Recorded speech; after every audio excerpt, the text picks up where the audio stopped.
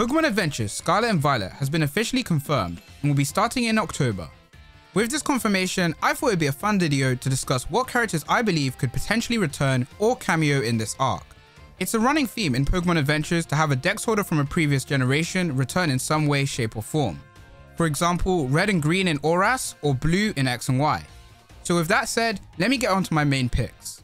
First up, we have a very long awaited character, being Yellow. Yellow hasn't appeared since the Emerald chapter, many arcs ago, so having her finally return would be perfect. In the Viz translation of the manga, Yellow's real name was chosen to be a Spanish name, being Amarillo del Bosque Verde. I hope I said that right. Although this was just a translation thing, and things got changed later on, the fact that it's already happened gives Yellow a link to Paldea, with it being a Spanish-like region. Another reason why Yellow would be perfect for Paldea is her design, mainly her iconic straw hat. The default trainers Florian and Juliana also have hats, and they kind of look like Yellow's, so this would also work with her.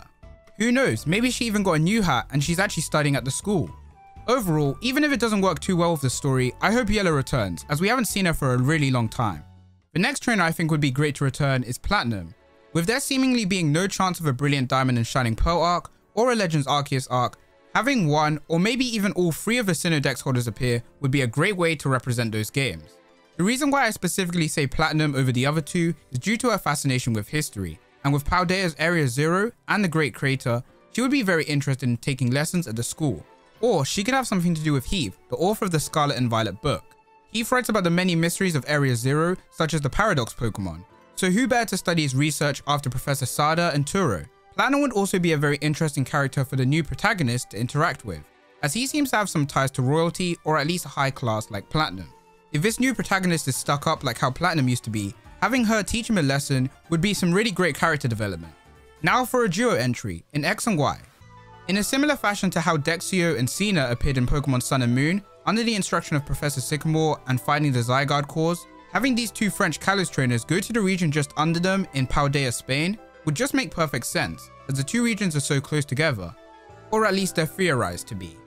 These two could also go under the instruction of Professor Sycamore, or even Master Gherkin, as these two are successors of Mega Evolution and were last seen with him.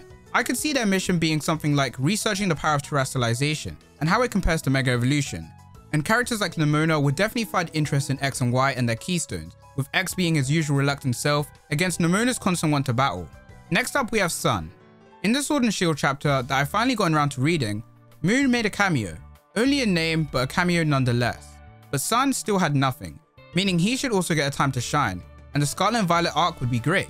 The main reason I want Sun to head to Paldea though actually has something to do with a specific Pokemon, in Goldengo, a Pokemon literally made out of gold coins. For this reason and Sun's interest in money, I could see him being interested in helping out a Gimmighoul evolve, as a sort of side story, where the main cast constantly sees Sun atop of towers trying to collect 999 Gimmighoul coins, and eventually succeeding by having a Goldengo.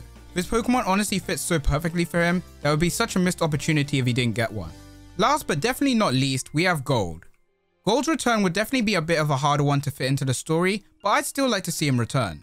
Just like the Sinnoh dex holders, Gold also has a tie to the newer games of Legends Arceus, with Typhlosion, Gold's starter, getting a Hisuian form, as well as the mythical Pokemon Arceus, which Gold has officially met, as well as that game and Scarlet and Violet's link to time travel, something Gold has also encountered through Celebi. Gold could be sent on a mission by Professor Oak, like in Heart Gold and Soul Silver, in order to find out about Paradox Pokemon and see if they have anything to do with the mythical time Pokemon Celebi, or something like that. Gold would also act as usual senior self to the new dex holder and teach him some valuable lessons about Pokemon and friendship, just like he did with Emerald. And my final point being the new DLC of the Teal Mask, seemingly having connections to the Johto region, with Pokemon like Gligar and Aipom, as well as the whole Shrine Festival theme, just like the Ilex Forest Shrine and Hoenn Lugia's Towers. And that's the trainers who I believe would work well for the Scarlet and Violet manga. Of course, if I had my choice, I'd love to see every dex holder return in some way or form, but I don't know how well they'd work in terms of the game's plot, or in this case the manga's plot. So I tried to pick characters who I could only realistically see working with the plot. There's a high chance we don't see any of these characters appear, instead only getting name mentions like what would happen with Moon, but we can still dream.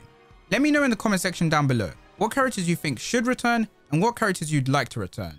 And also, I plan to cover more topics on the Scarlet and Violet manga, so stay tuned. With all that said and done, take care.